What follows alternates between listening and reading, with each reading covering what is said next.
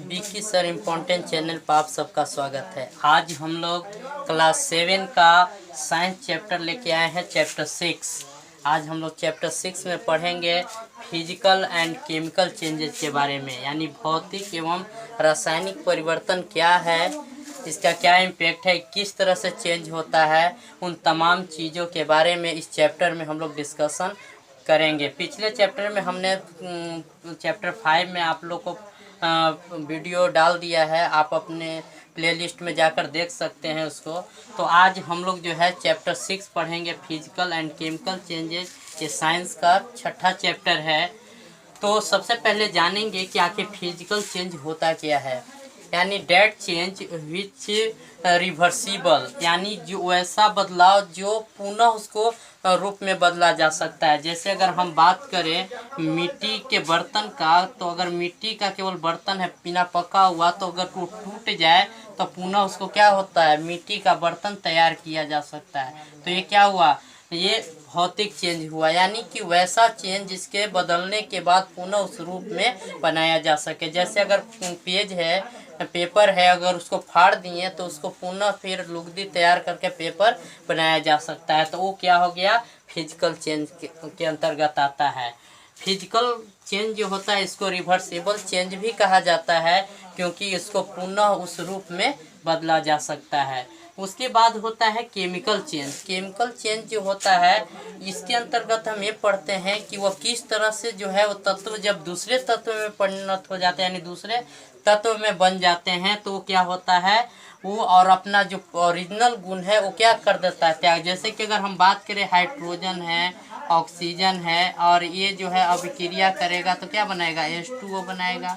अगर इसको इस तरह से देखा जाए तो ये, तो जब दो हाइड्रोजन, ये क्या है, ये जलने वाला है, जलने वाला गैस है। ये क्या है, जलने वाला गैस है। ये क्या है, जलाने वाले गैस है, जलाने वाले गैस है। अब जब ये बनता है तो ये पानी है, ये क्या करता है, ये आग को बुझाता है। तो आप देख सकते हैं बुझाता है। तो ये आप देख सकते हैं कि ये जो हाइड्रोजन है अलग तत्व है, ऑक्सीजन एक अलग तत्व है, और जब ये दोनों मिलकर एक नए तत्व का निर्माण किया, जिससे का जो नेचर या गुण जो होता है वो, अब पुनः पानी को हम इस रूप में नहीं कर सकते। दूसरा बात, अगर दूध को अगर दही में बदलता है, दूध जब दही में बदलता है तो ये भी क्या है, एक केमिकल चेंज है, एक रासायनिक परिवर्तन के अंतर्गत आता है। क्योंकि जब दूध से दही बन जाएगा तो पुनः दही से दूध नहीं बन सकता। तो यानी कि वैसी बदलाव या वैसा परिवर्तन जिसको परिवर्तन होने के बाद पुनः पहले अवस्था में नहीं लाया जा सकता है, उसको क्या कहेंगे, केमिकल चेंज कहेंगे। और ये क्या होता है, यानी हम कह सकते हैं कि दो change which can not non reversible is called chemical change. यानी केमिकल चेंज जो होता है वो, या लोहे में जंग लगना, लोहे में जंग लगना भी क्या है, जंग लगना, यानी कि अगर Fe है, ये जब ऑक्सीजन से अपक्रिया करेगा तो FeO2 बनाएगा इस तरह से।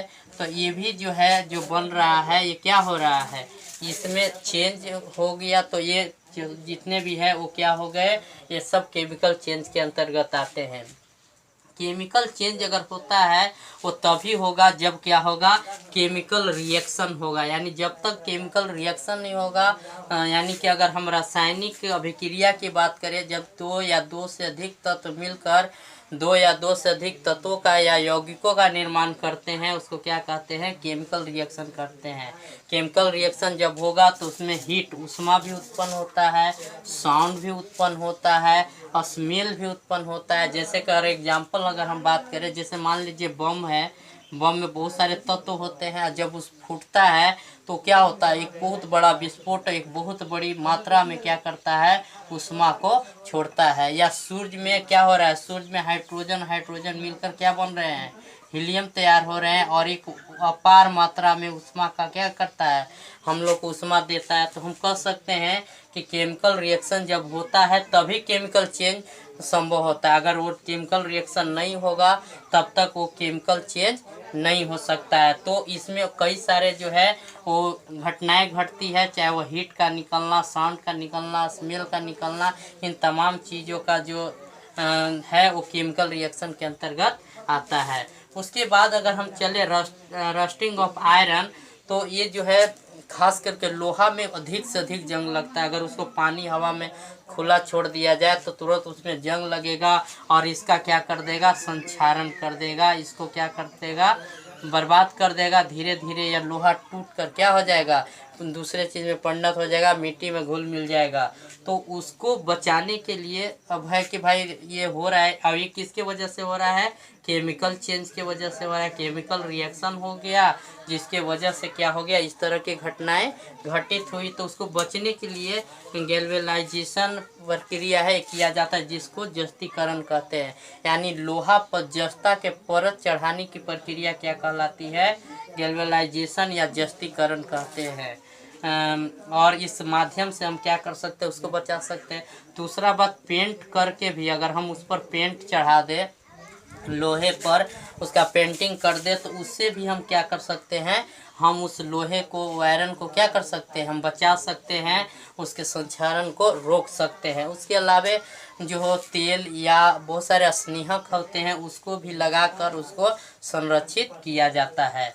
उसके बाद एक और इम्पोर्टेंट जो है इस चैप्टर में वो है क्रिस्टलाइजेशन, रावाकरण। इसमें क्या होता है कि वैसे तत्व जो हवा के साथ अभिक्रिया करके वो छोटे छोटे कण में बदल देते हैं। किस में बदल देते हैं, छोटे छोटे कण में बदल देते हैं, जिसको हम क्रिस्टलाइजेशन कहते हैं, रावाकरण करते हैं। और ये भी एक केमिकल रिएक्शन के अंतर्गत आता है, यानी केमिकल चेंजेस के अंतर्गत आता है। अगर फिजिकल की अगर स्पेशली अगर हम बात करें तो फिजिकल में बहुत सारे चीज़ें होती है, जैसे कि अगर हम बैलून है, बैलून और बैलून में हमने हवा भरा, बैलून में जब हम हवा भरेंगे तो क्या होगा, पहले बैलून छोटा सा हवा होगा तो क्या करेगा, वो स्पेस छेकेगा, वो स्पेस करेगा। तो हम कह सकते हैं कि फिजिकल चेंज में क्या होगा, वो उसका फिजिकली हुआ, जैसे ही हवा निकल जाएगा तो पुनः बैलून अपने रूप में आ जाएगा।